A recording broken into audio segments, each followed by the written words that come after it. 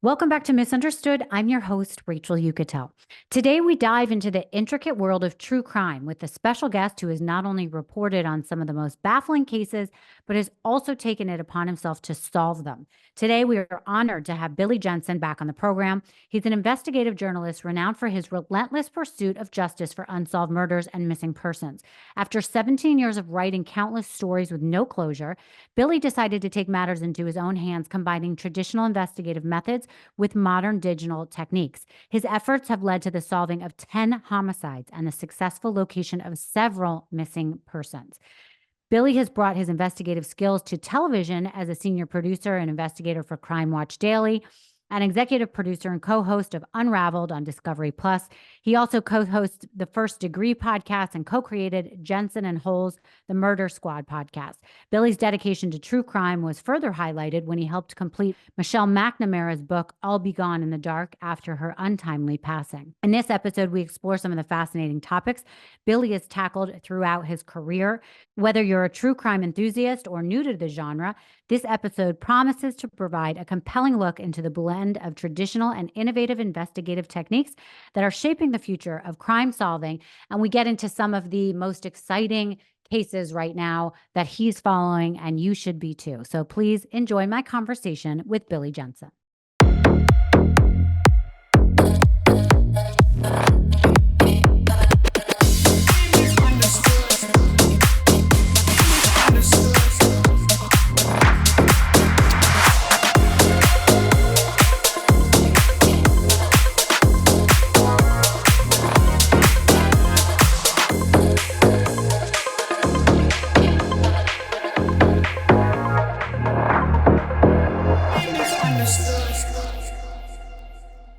Billy, thank you so much for coming back on Misunderstood. How are you doing? I'm doing all right. How you doing?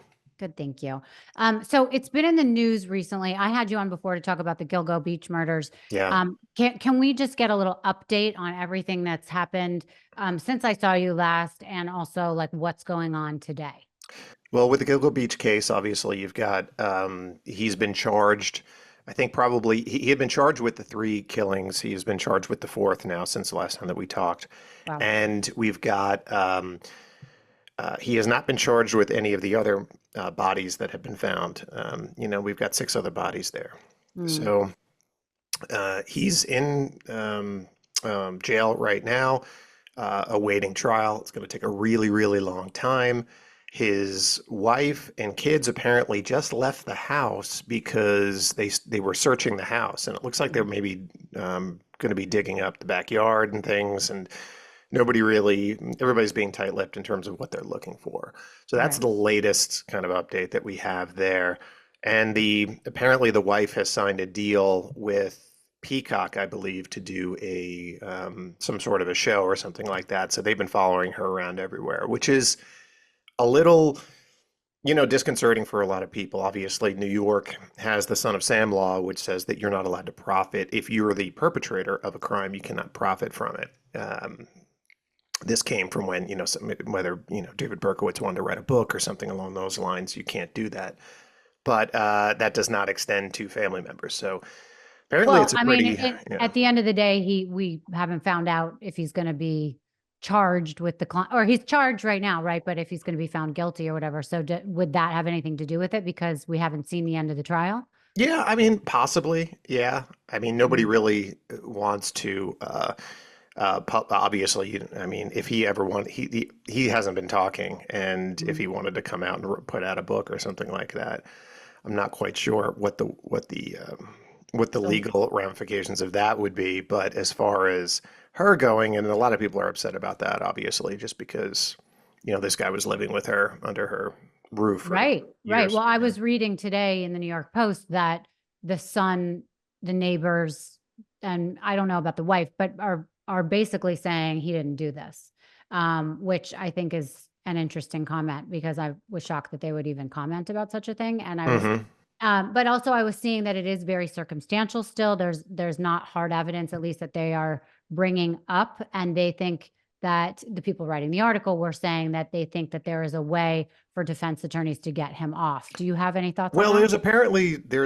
DNA that they have on on from the, I believe maybe the belt or something along those lines. Which that's the way that they eventually nailed him, because they had followed him and then he ate a piece of pizza. Pizza Right. is always used, by the way, because there's a lot of DNA on pizza crust. If you're a criminal, eat your crust. Don't worry about the carbs.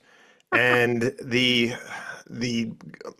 um, so there's a lot of evidence there, and there's also eyewitness evidence that he was the last person seen with the last victim of the four.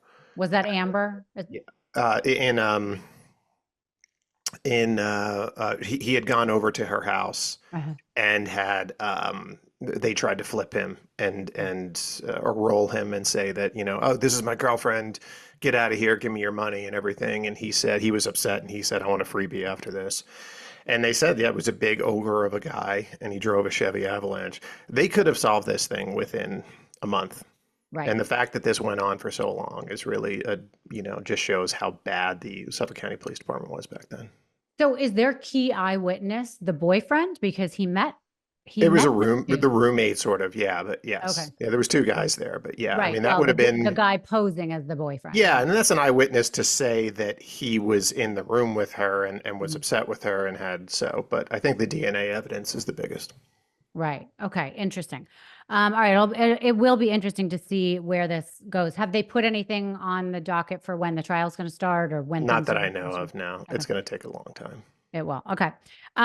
First of all, before we get into your book and some of these other crimes that you're following and things that I want to get into with you, can you just give our listeners a little bit of your background so they understand how long you've been doing this, why you've chosen to do this, how this became your path? Yeah, I've been doing this coming up on 25 years. And, back in 1999, you couldn't make a living doing true crime. And I only wanted to do unsolved murders. So I was working at a newspaper, Village Voice on Long Island. They started a newspaper called the Long Island Voice. From there, I started stringing for the New York Times, and that's when I started getting crime stories. So I would be writing crime stories and got an assignment from the Post, didn't really like it. It felt very exploitative. And I said, you know what? I just want to do unsolved stuff, which meant I couldn't just I was on the path to becoming a crime reporter. So I became an editor and started being a managing editor and ran newspapers, but then I would write my stories on the side and then publish them there. So I started publishing stories and they always were unsolved in nature. And they were, they won awards and things, but I came up with an idea on how to solve some of these, and it was using social media and using geo-targeted social media advertising to try and identify perpetrators based on grainy, video of street crimes. So And was that completely new at the time? I yeah, mean, nobody had been doing that as far as I know. Every police department didn't get it, didn't understand it, and I said, yeah. listen, this is something. So I would see, I saw the first case was a guy who was killed he was attacked on a street in Chicago. And this guy attacked him, punched him, knocked him out in the street. And then when people gathered around him, the guy yelled at all the people and then he left. And then 30 seconds to 45 seconds later, a cab ran over him and killed him. And they couldn't identify this person for 6 months. And I said, well, let me give it a shot. And through a bunch of different things that I read about in Chase Darkness, we were able to identify him. And I went to Chicago and got other people to ID him. And I cross-referenced it with they actually publish, which I don't believe in, but they publish the mugshots. Cook County does. So I was able to gather all that information, give it to the police, and then about 4 months, they got an arrest warrant. He had fled. I told them where he was, and then they eventually got him 4 months later. And then I was just hooked of doing it Yeah. that way and spending a lot of money on these ads and everything, and was able to, solve by myself really, at least, or identify, about a half dozen, and then help with the other five or six, How just little hard bits is of it? information. How hard is it to get people on board with you? Like if it's an unsolved crime, I feel like a lot of people have kind of given up on it or it's been forgotten in general. And you seem like a one-man band out there until someone finally says, Oh yeah, I see what you're doing. And you've probably already almost solved it at that point, if not solved it. Yeah, How well, hard is that?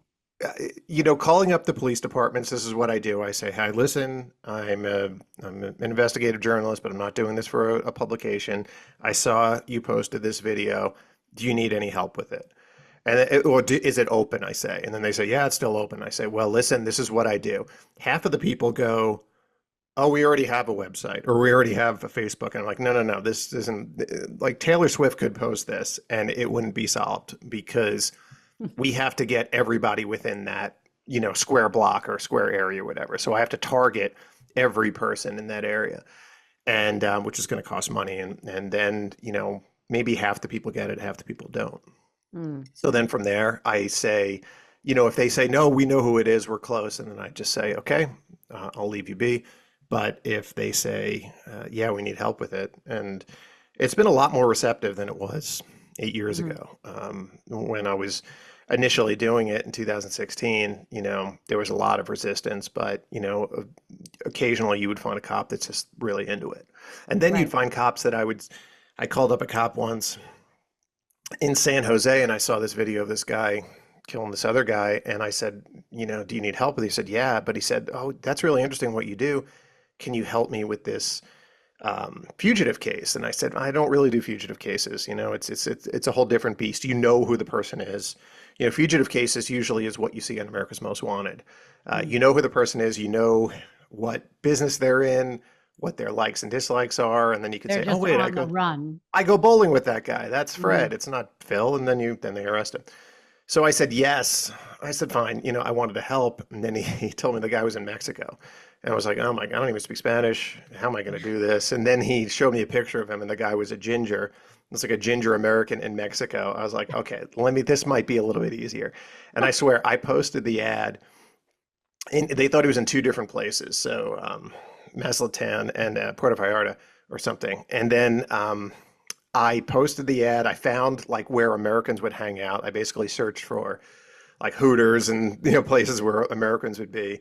Posted the ad around that radius, and within a week, within an hour, I had his liquor store guy, I had his landlord, I had all these people, and then he went running, and then eventually we were able to get him, and but that one took a while, but it was just But how does amazing that how, work? yeah. Do you have to collaborate with the Mexican police department? Well, they did, I was able to say he's here, and then he left, and then he's here, and then he's left. And I was collaborating with my guy in San Jose, and then he was collaborating with Mexico.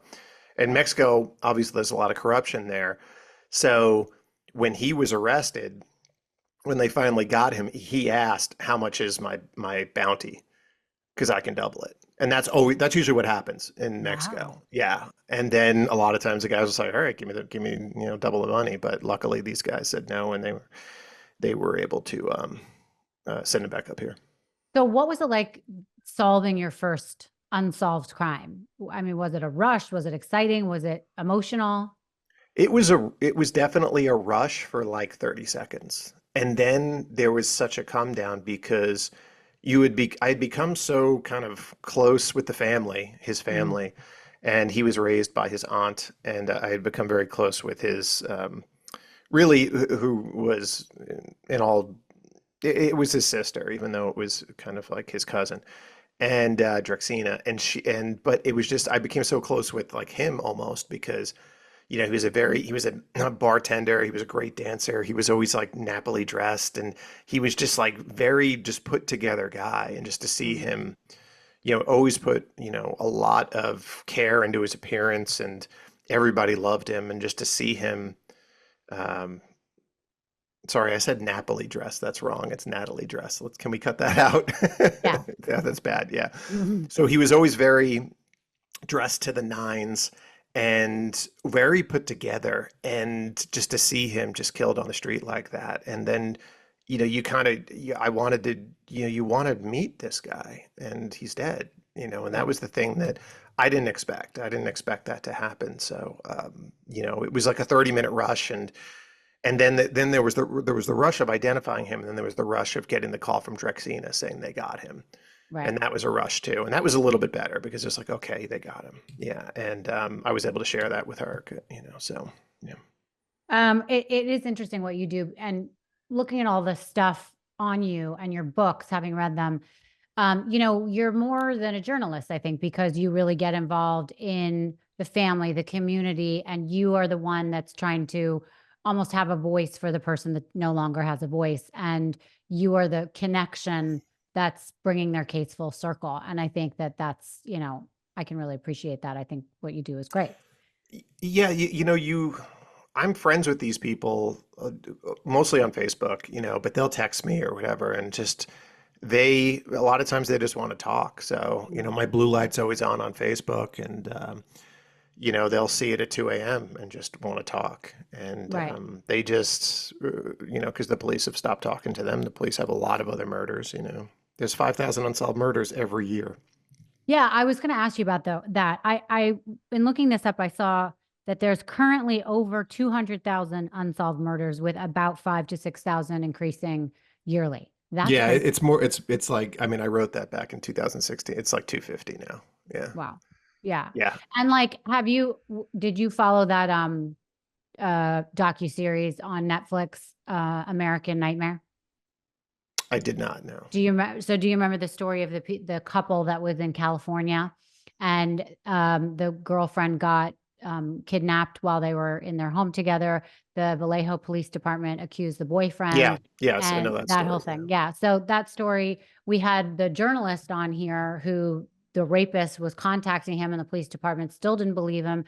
It was crazy. But it's so interesting that there are all these unsolved mysteries, murders, and cops move from one thing to the next. And it almost seems, this was like a #1 show on Netflix that people were obsessed about a couple months ago, but it really brought to light the fact that, police are human, and a lot of times if they're not interested, they move on to another person, or they pinpoint who they think it is, and don't follow the signs, and so Hmm. many things go unsolved. Um, which brings me into something I want to talk to you about, because I was reading it in some of your work about how a lot of there's not anything that's streamlined right now. Like if there's a murder in New Hampshire, and there are things going on in New Hampshire, there's no way to kind of put it into the system and know that this exact thing is going on, maybe in Massachusetts somewhere, that, maybe the guy is a serial killer and you can connect the dots. And that's actually what happened in the American Nightmare case. That's how it was solved. And there's also another show called Unbelievable, with a rape, where it was solved in a different space because of one cop who really was connecting the dots, but it wasn't through a system. Yeah, What are your thoughts on that? I mean, it's definitely gotten better, but yeah, there's no centralized database for unsolved murders. There's no centralizized database for missing persons or How is that unidentified possible? remains. Are Yeah, they I mean, trying to create one? there is one called NamUs for unidentified remains and missing persons, but the problem is that they're not forced to do it. It's all voluntary. So Oh, it's possible, because I remember complaining about this. I was on a History Channel show about DB Cooper. We were trying to solve the DB Cooper case, and they paired me with a former deputy director of the FBI, a guy named Tom Fuentes, really nice guy. And I was complaining to him about this. And he said it's because when they started the country, they were worried about tyranny. They weren't worried about this. So that's why you have mm, 17,000 different police departments and AGs in different jurisdictions and everything not talking to each other. right. And, as far as the police moving on to things, they've got a lot of cases that are just, especially the inner city stuff. They've Mm, got one case, and then they could work it for a little bit, and then they're going to get another case on top of it. And if they don't solve it within a week, it's going to go. right. It's just what happens. They're just waiting for somebody to probably usually to tell on somebody else. Yeah. So you have this system and it's because why it's because we have so many guns, and we have so much drugs, and we have so many gangs, and we have so much transient population, and we have a distrust of the cops. You add all of that together. That's Right. the reason why. You talked earlier about how expensive it is to kind of follow the trail on a lot of these things. Are individuals from families of unsolved murders calling you and asking to hire you, or police departments funding it? How does it get funded? Oh, hell no. No, that was just funded by my savings or whatever I was making, at the Wow. time. And that's what I still do now, just dipping into my savings, being like, I want to spend $500 on this ad, that kind of thing. It all goes to Facebook. Yeah. and now to to Instagram and then to Twitter and just trying to geo-target these ads. It doesn't go to my travel or anything like that. It just goes straight to that. Yeah. Wow. Incredible. Okay. So I want to ask you how you pick the unsolved murders that you kind of get obsessed with, that you want to follow. hmm So what I do is, and the cases that I'm doing are not cases that they would ever make a movie out of or be on Netflix or whatever. These are usually things that happen on the street. Mhm. And I have Google Alerts set up so I see every video of, hey, we're looking for this person, or a still picture or something like that from security cameras. I take that and I kind of file it away for 2 weeks. Then I'll go back and I'll do a Google search on it and to see if they've caught the person. So I do a Google search based on usually the victim's name. Most of the time they've caught the person. Sometimes they haven't. From then, if it's a video that I'm thinking, wow, it's 2 weeks, they haven't caught him, that's a pretty good video. I bet if I got that in front of the right person, they would be able to ID that person. Then I Mhm. go to the police. I explain the situation. This is what I do. I don't want the reward. The reward's for the tipster. I don't need anything else. I'll keep in contact with you. This is it. And then, most of the time now they say okay, and then it's off to the races. So it really is based on the evidence that's at hand, and really how well I've been working with a police department, in the Philadelphia Police Department, and they do their video really well. Mhm. You have a lot of people that just will just throw up the video. These guys are and women are posting the video. They are stopping it and then pointing to, look at his shoes. These look like Adidas, blah, blah, blah, like that kind of stuff that you don't see in most police departments. So I got to give them kudos for that. And we worked and we were able to identify and get cases on 2 people. And then I'm working on another one with them now. So that's one of the things that I wish more police departments would do, just a little bit extra effort in their AV squad. I've always been curious because you end up seeing videos of people in certain circumstances on the streets. How many cities have random cameras on all street Well, corners? everybody has cameras, it's just a matter of the fact that you've got, the traffic cameras, you've got Uh-huh. individual security cameras. None of them are linked. None of them, and traffic cameras are, but none of them are linked. None of them are synced, so if one might have a clock that's wrong or something like that. It's different over in England where you've got a lot of security cameras that are all linked that are from the government. Mhm. Here, it's different. So again, that's civil liberties and all that. So you've got to, the police have to go around and go to different businesses or residents, whether they have a ring camera or something like that, and say, even if it was something that happened an hour earlier and didn't capture the murder but caught somebody walking down. That's such a big part now of investigations. And I Mhm. remember during BLM, and there was a kid who had been found hanging. He was a black man, young black man. I think he was like 18 or 19. Had been found hanging in a park in Palmdale, and the police said there were no security cameras. And I said, it's a public park. There's a ton of security cameras around there. This is bullshit. I'm going to go up there. And I went up there and I took a picture of every security camera and I talked to the people and said, do you have the footage and everything like that? And then I posted online and said, you're lying here. All these people have this. So it's a matter of just, like good journalism, it's shoe leather reporting, shoe leather detective work. You have to go, don't just call, go to each place and say, hey, do you have footage? Can we have it? Can we look through it and see Right. if there's a person there? Yeah. Yeah. So I want to talk about your book, Killer Amidst Killers, Killers Amidst Killers. Sorry. It's a great book. Thank you. I think it's really interesting because, again, like you said before, you're not coming from a place of talking about unsolved murders that we've all heard of. These are people that are involved in middle America. A lot of the women are sex workers, and it's fueled by a lot of women that have, their lives depend on making money to by selling themselves and to pay for drugs and to, it's not the people that we have next door. And a lot of those times those women or people who are murdered are forgotten. So I think the book was fantastic. How did you come across these two girls that you first started looking into their murders?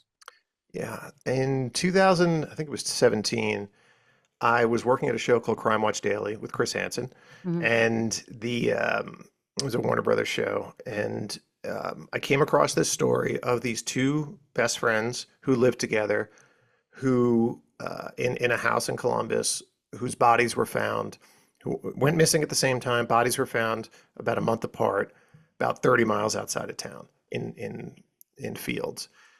And I said, there's something going on here. That's an interesting story. There had been one story written on it. And I drove out, I flew out there with a camera crew, and we went to, they were staying at this home for lost children, which is not, it was just this guy's house. So we drove up there, and this was in South Columbus, and it was I remember everybody scattered, and I had a police detail with me, or undercover detail. And then I started talking to the people there about the women, and I talked to this one woman comes out, and they said, well, let's go get Cece. They bring this woman named Cece out, and she looked like, a regular person that you'd see at a mall. And I'm talking to her, and she was their third best friend, and she was saying, as I'm talking to her, I got this sense that, like, I'm talking to the next victim. And she said something. There's always, whenever you're interviewing for a book or a project, a lot of times you will have one thing that hits you that fuels the next project, Mm. or just hits you where you can't shake it. And she said something that I couldn't shake, which was, I said, does it give you any pause to get into a car? And she said, yeah, but I have to because I'm a drug addict. Mm. And that just hit me, and I couldn't shake that. So then I said, I have to keep on looking into this. And I wasn't doing we did the story for Crime Watch Daily. And I wanted to keep looking in, say, how many women have actually been murdered in this town that they haven't found? And, there was a guy that might have been a pimp named White Boy, and they had his phone number. And I'm talking to the police, and I'm like, well, why can't you? And then they're like, he's missing. This is how bad some police departments are. It's like, oh, he's missing. We can't find him. He's in the wind. They said that was the quote. And I said, they gave me his phone number. They said, all we got is his phone number, right? And I do a Google search for the phone number, and I find there's another girl that he's put out there. There's an ad, a sex ad for another woman. Mm. So I said, I go back to the police. I said, I'm not going to call this because it would screw it up, but I will eventually. But why don't you set up a sting? Why don't you set up a Mm. date, and then hopefully, he'll probably be in the parking lot, and then you can grab him. And they were just like, we're not going to do the investigation that way. I was like, well, you're not doing anything. And the murders are still unsolved. So it was that sort of stuff, a lot of jurisdictional nonsense too, because the bodies were found in Fairfield County. They lived in Columbus. It's like that sort of thing. And I would eventually find about 18 missing or murdered women starting in Columbus, and then moving to Middletown, Ohio, and then moving to, Chillicothe had gotten a lot of play back in the day. Some of the women that whose bodies were found are ODs, and whoever is with them just dumps their bodies. Some of the women are murders, and these murders are kind of happening under the cloak of, oh, these are just ODs, because they don't find the bodies for a long time. And Right. this is what was going on there. So that's what I wrote about. And it's, even though the book takes place in Ohio, it's happening everywhere. And especially now with how bad fentanyl is. Yeah. Because the thing about fentanyl is really actually cheap. To get a blue, it's, $1 or $2, but it lasts so little. So you have to get 30 or 40 a day. And it's the barrier of entry, and it's so easy to make too, because it's synthetic. It's not like heroin where you have to get the poppy from overseas and bring it over. So we are in such a bad place right now with the fentanyl, and people are talking about it a little bit, but nobody really cares. And these are actually, the people that are dying from it now are actually people that are our neighbors and are our family members that are dying from it. Yeah. Yeah. Crazy. A couple other interesting things came out from reading your book. shocked about this topic you did about Stormy Daniels. You talked about how she Hmm. was arrested in Columbus in 2018 at Sirens for illegal sexually oriented activity in a sexually oriented business. Will you tell everybody about this story? I thought this was crazy. Yeah, this was the Columbus Vice Squad, who was incredibly corrupt and actually was disbanded because of how bad it was. And they had gone in, and this was definitely politically motivated because it was Stormy Daniels, and obviously she has a history with Donald Trump. Hmm. They go in, the police go in undercover to, she was touring strip clubs. She's not from Columbus, but she was touring strip clubs, doing her thing. And the cops were there, and she, they were kind of, doing things that strip club patrons do. And she was rubbing up against them, which is what, dancers do sometimes. And she was arrested for that, along with a bunch of other women that were dancing there. And that was, the case was thrown out, but that just shows you what was going on with the Vice Squad and how political it was. And, Vice Squads typically, them and internal affairs. Internal affairs often are people that had gotten caught and then they become internal affairs investigators. At least it used to be. But Vice Squad, you're dealing with drugs, prostitution, and gambling. So you've got a lot of corruption there. Especially back in the day. But these guys were really bad. And then they were they picked up Stormy Daniels on this no pun intended trumped up charge. Right, right.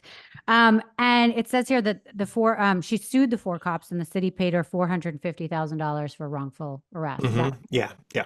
Yep, that's yep. crazy. So yeah, I mean the Vice Squad was costing the police department also so much money too. Yeah. Speaking of the vice cop, Andrew Mitchell, the cop that Yeah. was a suspect, whatever happened to him? Oh, he's in jail. Yeah. He was No, in he's jail. in prison for a long time. For he actually didn't. He got off on that murder. So what happened was he was a corrupt cop. He would pick up women and who were sex workers and say, I can arrest you or you can have sex with me, which is rape. So he would do this to women. He picked up this one woman. He drove her to the back of a alleyway and drove really close up to the a brick wall. So she couldn't get her door out. The passenger side was up against a brick wall. She Mhm. couldn't open and get out. So she's trapped. He's not in uniform. So she thinks she's going to be killed because obviously there's people killing sex workers out there. So she takes out her knife, stabs him in the hand, and then tries to escape into the back seat so she can get out the other way. He takes out his gun and shoots her 6 times. And he got off on that, which is insane. But he's gotten caught for a lot of other things. He got So off on it on what? How? on saying it was, because she stabbed him first. Got So it. It was self-defense. Yeah. self-defense. Wow, that's incredible. All right, what are some so I just want to get back to the sex workers and the drug fueled issues that go into this in middle America. And it's similar to the Gilgo Beach killings Hmm. because that was sex workers as well. Um, I I think that's interesting because that's in Long Island, which I mean, still connected to New York. It's not like middle America where like drugs are, I think, more rampant than in the outskirts. But like, is drug issues? I mean, is that happening everywhere now? Is this just Every, happening more and more? everywhere. It's happening everywhere. Yeah, we are in such a crisis of monumental proportions, and you see it, and it's also with the fentanyl. It's a lot of times it's poisoning more than it Mhm. is an overdose. They'll call it an overdose, but there was that story of the four comedians who were out in LA. Three of them died. They were doing coke, and it was laced with fentanyl. You're seeing so before it used to be don't do coke because there's going to be fentanyl in it. Now it's never take a pill unless you get it from your doctor. So if Right. if you're at a party, and there's so many stories of young kids who are at a party and someone's like, "Here, take a Xanax. Here, take a Vicodin," and they take it, and you think a pill. Oh, it's got a stamp on it. It looks like it's official. No, it was made in somebody's basement, and they're adding fentanyl to it because it's cheap. So these kids take this, and it only takes a little bit, and then they die. Right. And you know, it's something that we're seeing it happen. We're shrugging. There's been a lot of, it's not a, you know, when it comes to true crime, it's not a sexy story. Mm. Uh, you know, people in true crime want serial killers. They want, you know, but this is the ultimate serial killer here. This is killing more people than anybody. Right. Yeah, it's very scary. Um, okay, talk to me about some of the cases that people have heard about, like the Iowa four, the murders Hmm. there. Or any thoughts on bigger crimes right now there that we're not seeing something that you might see? Yeah. Well, the thing with what's happened with the glut of true crime Mhm. is, you know, so, and let me take you back like historically a little bit. So, Mhm. you know, true crime really, I mean, listen, true crime is old as history. You know, the Bible starts with a true crime story, you know, but we've got, so people were always interested in murder stories, obviously, with the Penny Dreadfuls in the 1800s. It got bigger, and the Old West stories, which were kind of true crime. Then it was the pulp magazines, which were really geared more towards men than to women. If you take a look at the old ads, they were for things like Be Taller or, you know, Charles Atlas ads, that kind of thing. Then it became these paperback books like Anne Rule, Stranger Beside Me, the Ted Bundy, you know, so, and then it switched more towards to females. And like my mom used to read those books all the time. Mhm. So then you've got, so it was always under the radar for a really long time, and you had ID and everything, but really, it the OJ trial was a tipping point. So the OJ trial introduced forensics to everyone, and Mhm. everyone's like, "Wow, this is really interesting." Forensics, obviously, it was a huge case, devastating case. It had a celebrity. It had a pretty white girl who was the victim, which is a theme that you'll see throughout true crime. Mhm. So that whet the public's appetite, but it still was not ready to go mainstream yet. What happened in between was CSI and NCIS, like those, and Law and Order. So those procedurals, everybody got really into that for a really long time. And then you had ID, and it was still very much under the radar. Then Making a Murderer came out. Well, then for Serial came out first, then Making a Murderer, and then it exploded. So now you've got all of these podcasts, all of these Netflix. Everybody ran to it. It goes in waves. Netflix. A lot of them don't want to do murder anymore. They want to do scams. They want to do like you know, people like con artists, that kind of thing. Anything that's Mhm. kind of duplicitous or whatever, unless it's a big murder. Now we've Like the Dirty John cases, stuff like like that, that. yeah, that kind of stuff. So um, you see those cases, and you don't. What you've got now is you've got all of the crimes that were always the big. When you think about the biggest true crime stories in history, you know, number one that's been written about the most is JFK. But let's put that aside for a second, and the Bible stuff.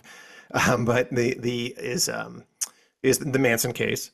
And then you've got OJ and John Bonet, you Mhm. know, all with a white female victim. You know, that's usually what's going to sell more than anything. That's just the way that everything is, which is unfortunate. So, but we've gotten to a place where that's why Bundy, everybody, you know, was such a big case, and they're still making movies about this schmuck to this day. When you get to, we've made so many stories and so many movies and documentaries, you're running sort of out of crime. So then when a story happens like the awful case in Idaho, where you do have white female victims, everybody's going to jump on it. Mm. So with that guy, uh, you know, you're going to see a lot of shows about this guy. There's going to be very little information. I don't think he's going to talk. And that's what you're seeing now. It's just everybody wants the the serial killer, everybody wants the criminal to be a guy that talks. Mm. They don't talk anymore. You know what? BTK used to write letters, and then he talked a little bit. Obviously, Bundy represented himself. Berkowitz used to write letters.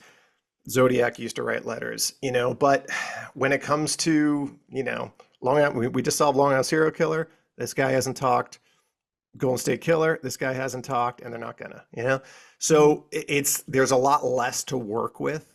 So when you get a guy like Idaho, keep it, little drips and drabs are going to come out, but as far as it being like a big series or anything like that, people will make it, but it's not going to be that interesting.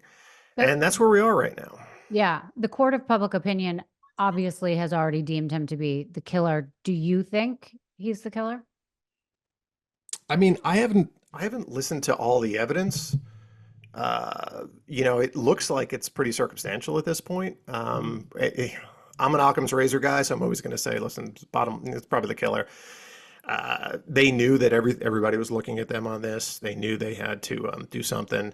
They had, they put a lot of manpower and on this case, so they have a lot of evidence of. Seems like a lot of the evidence is the cell phone tower evidence, but Mhm. I don't know if they've got DNA or anything like that, so I can't really speak on that. But I guess Okay. it looks pretty good. Yeah. Are there cases that you're still shocked haven't been solved, like John Benet Ramsey?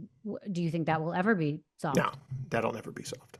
Do you have an idea No. who are you going to try and I go solve it? back and forth now. The cases that I work on there's enough people that are looking at that case. I Why don't do you look at think they haven't figured it out yet? because it's so Like, messed up.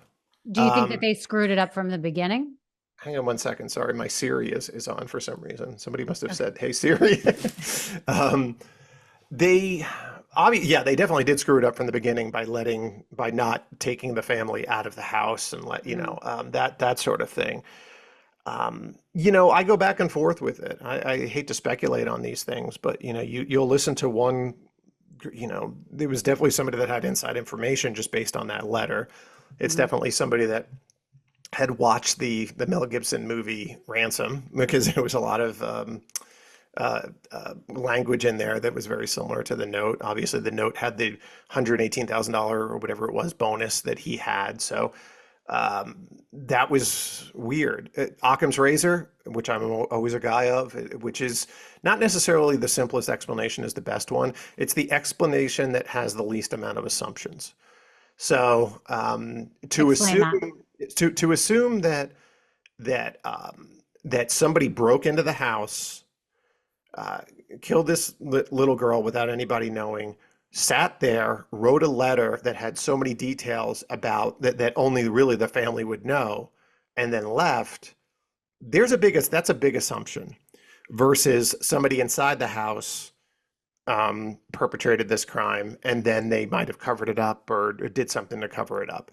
There's less of an assumption there, less assumptions that you have to make. So, same thing with OJ. They kept on coming up with OJ. It could have been a serial killer, or it could have been this. Or it's like no. There's less of the less assumption is that this is a guy who used to beat her all the time, and even putting all of the physical evidence aside, this is the guy that did it. Yeah. So, I think that it still points to people that were sort of inside the house, but there's still a lot of, it's just a tragic case. And it's one of those cases that people will talk about, forever. Yeah. Is there a case that you're obsessed with now? I'm working on this case in Philadelphia of this kid who, his name is Everett Beauregard. He was walking around where Drexel is, and he had just come back from a board game night. Um, and he was walking down the street, and a guy walks past him, walks past him, and then turns around and shoots him in the back of the head, and then shoots him 3 times as he's running away from him, and then is off into the night. And it's so random and so awful. And there's video of it and pretty clear video of it. And I've been working on that one. So that one I would really, and I talked to the family, just talked to the dad last week. That's one that I would really like to solve. There's so little.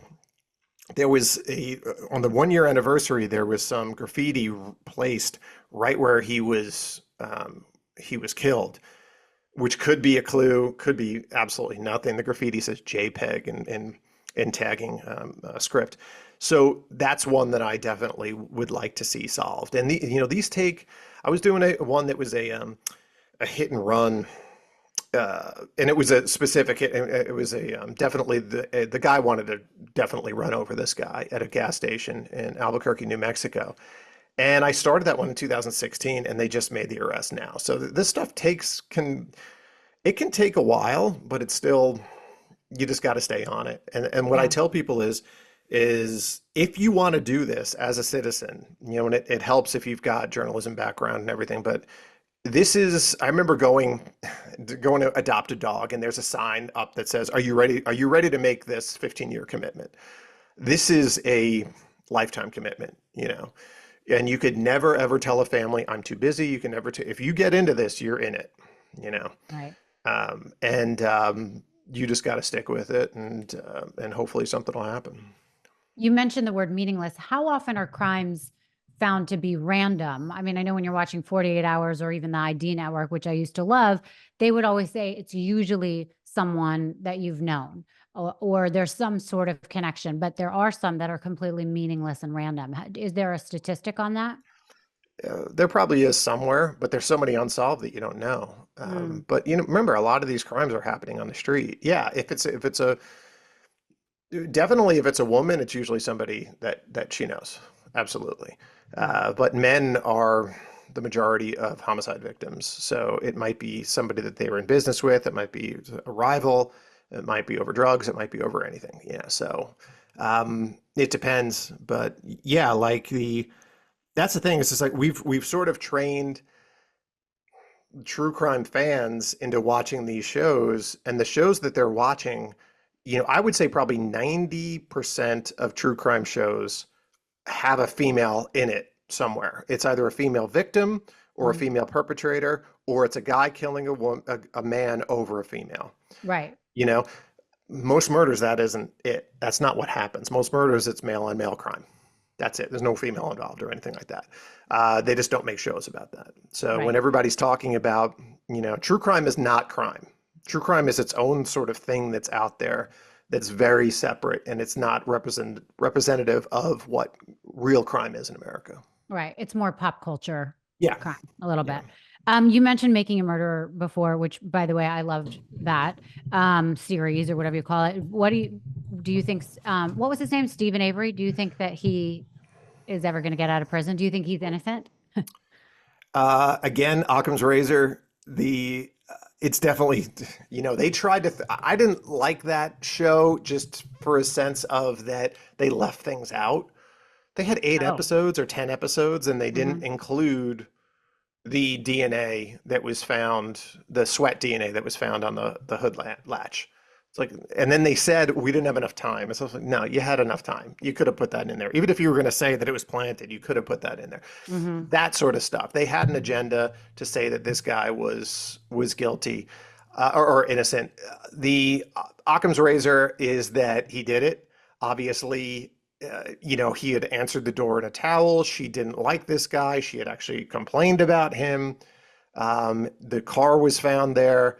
Whether he was, it's a good story that he was framed because he was owed the money from the police department. It was, I would say 90% that he did it, and maybe 10% somebody else in that enclave, wherever they were did it. Yeah. So Right. But not planted by the police who didn't want to pay the I bill. think they probably they framed a guilty man. I think they planted some of that evidence, definitely. Yeah. I Got it. shouldn't say definitely, but yeah. But I mean, not for finding the no key. reason. Yeah. Yeah. Well, listen, that used to happen all the time. That's one of the reasons why we had a 90%, in 1960, we had a 90% clearance rate of murders in America. Now it's down to like 55. Wow. So 45% of murders in America are not going to be solved this year. When I started, it was like 64, so it's going down and down and down. Hmm. And a lot of that is that they used to beat the hell out of people to get confessions in 1960, but you also had less murders. You didn't have, everybody knew everybody. People trusted the cops. They would inform on other people, as good citizens should do. And, Hmm. that kind of thing. But now it's totally different. People don't talk to each other. They're not neighbors. There's a lot of drugs, a lot of guns, and that kind of thing.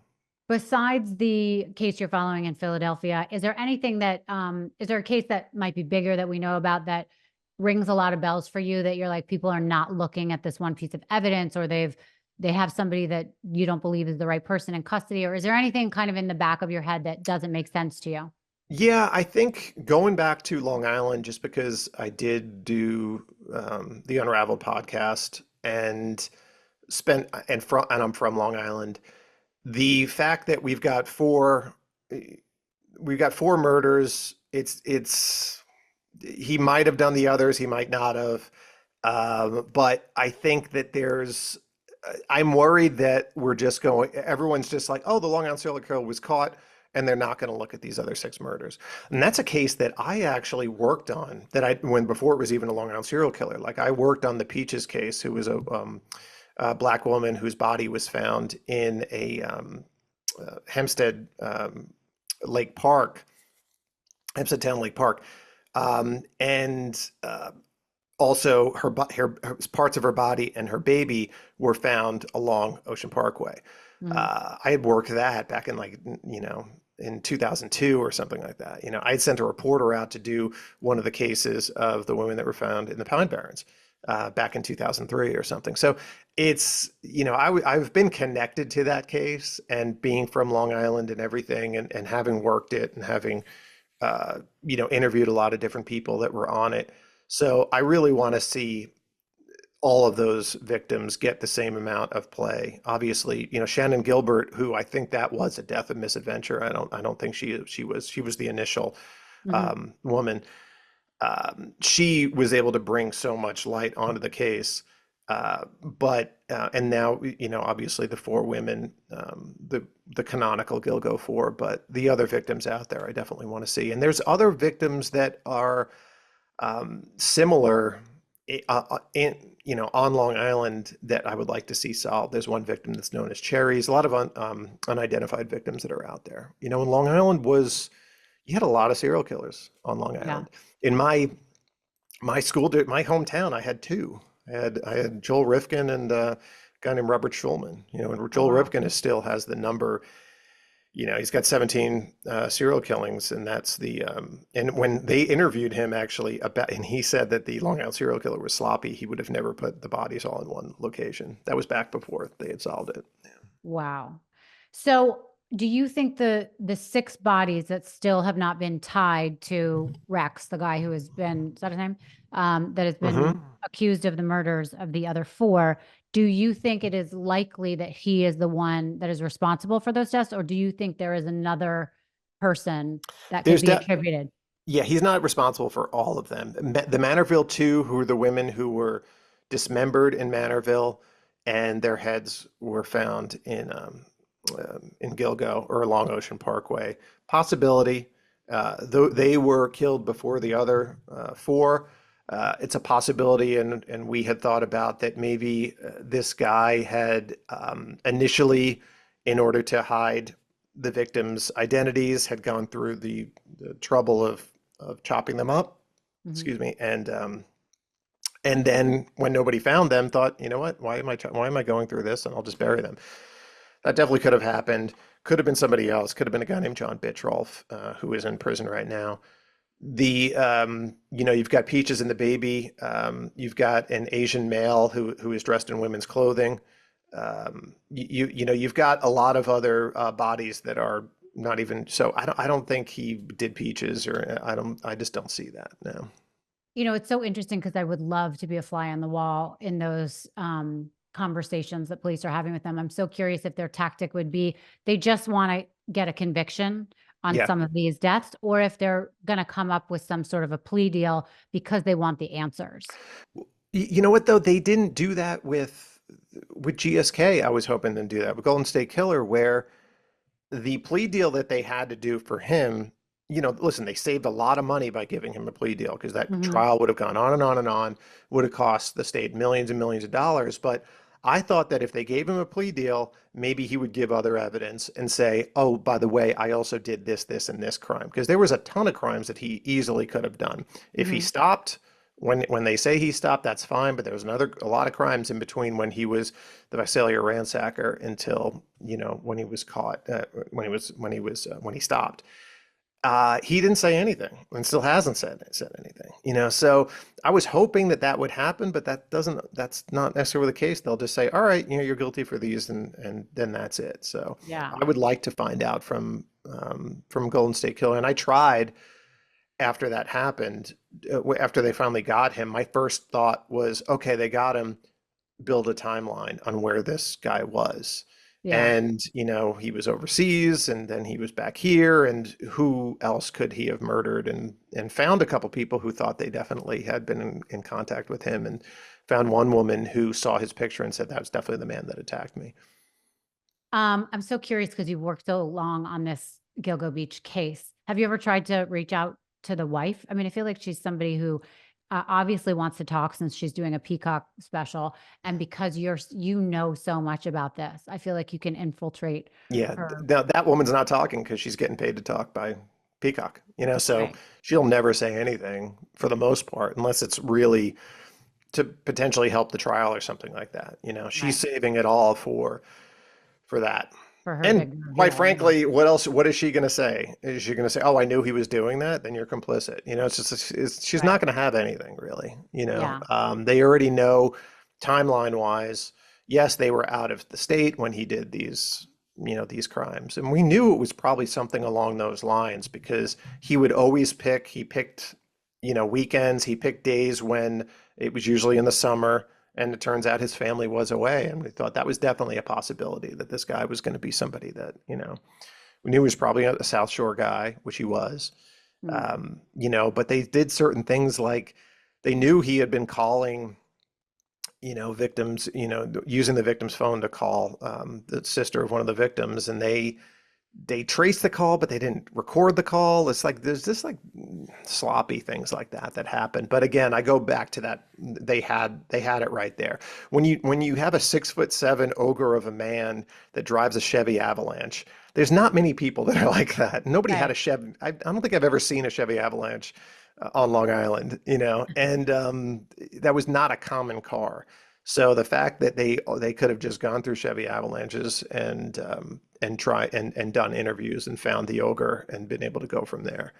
They could have gotten this done within a month. And then it makes you realize like, wow, I don't, whether he had stopped by then or not, who knows? It's very easy that he could have stopped it in the same way that Golden State Killer stopped, we think, right around the same time that DNA became part of criminal investigations. There was a case in England, and it was just like, it seems like he stopped right around that time. Right. This guy, it seems like he stopped, if he did, right around, obviously when they found the bodies and it became front page news. I'm curious because you're so heavily involved in true crime. Do you have a favorite podcast or a show or a network that you really love? A network? No. I've, as far as true crime goes, I never really, I would watch them because they were in the zeitgeist or listen to them. Uh-huh. Serial I listened to because I knew the case was unsolved because he was still in jail. Mm. And because I had been pitching Hollywood to do unsolved cases for so long and they never would do it. That's one of the good things that has changed. They would never ever do unsolved cases, Hmm. and unless it was John Bonet, and the fact that so I was watching Serial or listening to Serial, and then I was like, all right, well, how are they going to handle this? Because people are going to be pissed off when there's no ending, Mm. and people were okay with it, and that opened the door to because I used to pitch ID all the time. I got so close with a show on ID, and we had done a pilot, and then they said, yeah, we had a crisis of faith and we don't want to have anything that's open-ended. And I was like, you have 24 hours of programming that's about murders that have been solved. Why not just give back an hour to try to have people try and solve things? And that used to Yeah. piss me off so bad. And Oxygen was actually the one that started doing more of the unsolved stuff, which is good on them. But yeah, no, I don't listen to that many podcasts or anything like that. There's certain people that I know that do really good work. Payne Lindsay, I think, does good work. Any podcast that's actually going to go interview people, I'll listen to. Or if it's really, really good writing, there's a podcast called Disgraceland, which I think is a Mm. really good writing. But there's a lot of them that are just if it's a podcast that has actually done the investigative work, I'll check it out. But most Yeah, of the a lot time, of it's a them are lot of regurgitating yeah, the news that's already out there. which is more power to them. It's just not my thing. Yeah. There is still an unsolved crime that happened at my boarding school in Running Springs, California, where, so I went to one of those therapeutic boarding schools. The guy's name was Daniel Ewan, I think is how you pronounce his last name. And my school is called CEDU. It's been closed down for abuse since, but he was trying to tell his parents that he hated it and wanted to leave. He ended up running away. It's interesting because I've run away from that same school twice. It's very Right. dangerous to get down the mountain. You have to hitchhike. You're up in the San Bernardino Mountains, all the way in Running Springs, which is near Big Bear. And apparently, the way he chose to run away, I hitchhiked.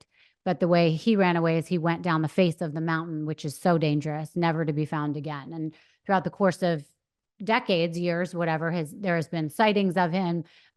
There was also a serial killer, I guess, rapist, child pornographer, child molester, who Mm-hmm. was associated with the school, who used to work there, who was arrested and then died in prison. So a lot of unsolved, a lot of answers on that are still out there. So that's where my love of true crime started, though, when I was younger and hearing about these things. And I ended up getting my master's in forensic investigation just because I was so obsessed with crime. And it just took some time later in life. I was Mm-hmm. like, this interests me and I want to do it.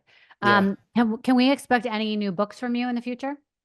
I'm looking around at I'm doing some consulting work now that's true crime adjacent. It's Mhm. more national security type stuff and looking at terrorism right now and the way that the world is. Terrorism obviously one of the biggest true crimes in history is 9/11.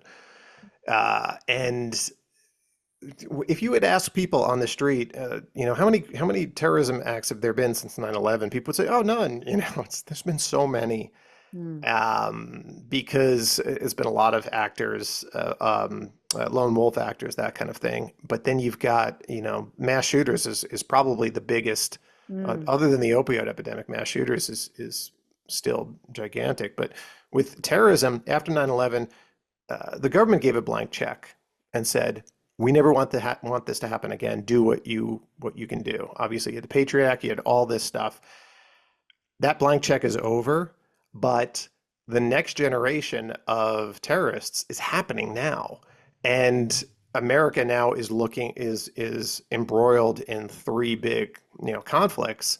We've got Russia and Ukraine. We've got obviously Israel and Hamas, and we've got China is going to happen at some point, mm. and terrorism in the background. But ISIS is regrouped now, and it's starting all over again. And they had the attack in Moscow that killed over 130 people. So that's one of the things that I'm looking at in terms of that is just something a little different. And you're seeing now the radicalization of people being used, on the internet, and whether these people are not actually, the shooter from is another guy from my school. Geez, the shooter at the Pulse nightclub actually went to my high school, Wow. and I actually was there. I was at Disney. I'd taken my family and my daughter for her 18th for graduation, wanted to go to Disney World, and we were there. And then the shooting happened at Pulse, and I had been still working at Crime Watch Daily, and I called them. I was like, I'm down here. Do you need me?" And they said, "Yeah, go down there." So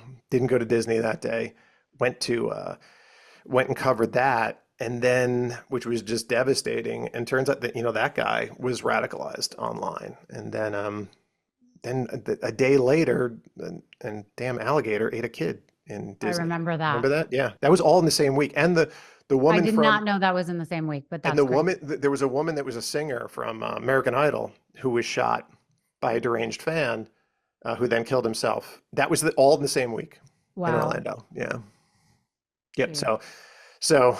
I don't know what got us on that, but yeah.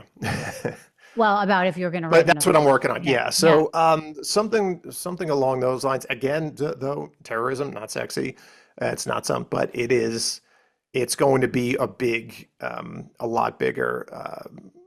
Unfortunately, it takes something like 9/11 to get people to pay attention to it again. Right. But it's not good. And I originally was I wanted to be an FBI agent when I went to school. I was studying cults for grad school, new religious movements we called them, and Christian apocalyptic cults. And that was right around while I was doing that, Oklahoma City happened. And Oklahoma City actually kind of killed the Christian apocalyptic white cult type thing. Nobody wanted to be involved with that. These guys were very much they're not as committed. Those cult member type things and Christian cult type thing. They're bottom line, they're not as committed as ISIS. They're not as committed as the radical Muslim cults. So when that happened and they saw those babies dead, they're like, we don't want any problem, we don't want that at all. So, but you're starting to see it again in a different way, obviously, with some of the stuff that has happened, in the last 5 years. But yeah, it's a crazy time. There's a lot more that's out there. There's a lot of people doing true crime right now, and it's I just want to do something that's a little bit more. So I'm working on a couple things right now that are a little bit more preventative, more than solving it in the future. Right. Well, having you on is a reminder that, so many people love true crime, obviously, but there are so many crimes that do not get reported every year. There are so many things that are not on. Nancy Grace is not on anymore, but, that are not highlighted in the pop culture world. And people have to remember that there are other stories and other people to remember and to keep looking for. People can get your book, Killers Amidst Killers. It's very good. Everyone should read it. Another book that I loved of yours is Chasing Darkness with Me. Great book. Tell people where they can get the books and where they can look you up. It's always good to go to a local bookstore. Bookstores are like one of my favorite places. So go to a local bookstore, ask for it. If not, you can, if you don't have a local bookstore, even Barnes and Noble too. I was at Barnes and Noble yesterday. I love Barnes and Noble. Anything where I can go to a place and look around at books. But if you have to, obviously it's on Amazon. It actually did, for some reason, there was a moment of pride. 3 weeks ago, for some reason, it spiked. There's an audiobook too, and I read the audiobook. And it was the sixth best-selling audiobook in America. It was beating Harry Potter. So I can say, wow, I beat Harry Potter in one day. One day I was ahead of Harry Potter. Yeah. Amazing. Yeah. And tell people where they can find you, your Instagram.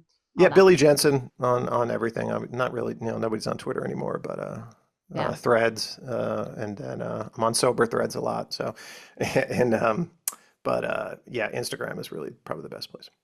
Awesome. I appreciate you. We're going to have you on again in a couple months to recap everything and see what is new in your world. But thank you so much for coming on again. Congratulations with your sobriety and everything that's going on with you. I wish you the best of luck. We'll see you soon.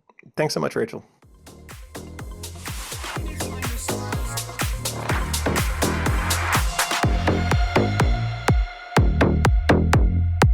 Thank you so much for listening to Misunderstood. I'm your host, Rachel Uchitel.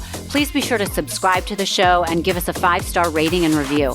You can support the show by joining our Patreon at patreon.com/misunderstood with Rachel Uchitel. Do you have ideas for the show or want to reach out? Email us at info misunderstoodpodcast@gmail.com. That's spelled MISS understood. Thank you so much, and I'll see you next time.